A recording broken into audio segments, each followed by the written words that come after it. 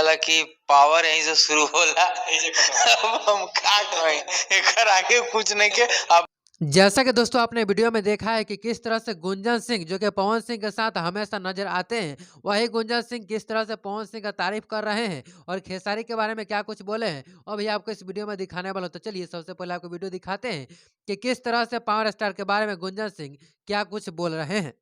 वाकई में पावर वहीं से शुरू होला, क्योंकि वो ऐसे गायक हैं जिसे देखकर, जिसे सुनकर भोजपुरी इंडस्ट्री में हजार गायक पैदा हुए हैं।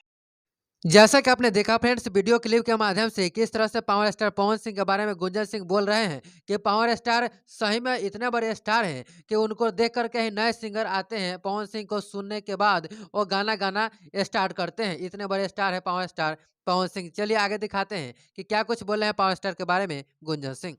और आज नहीं, आज भी कोई गायक अगर आएगा ना भोजपुरी में गाने के लिए तो पवन सिंह को ही सुनता है, क्योंकि ऐसे सुरीले कलाकार हैं। माई सरस्वती के इस आशीर्वाद। वीडियो को देखने के बाद गुंजन सिंह के बारे में और पावर स्टार पवन सिंह के बारे में आप क्या कहना चाहते हैं, कमेंट बॉक्स में जरूर बताइएगा।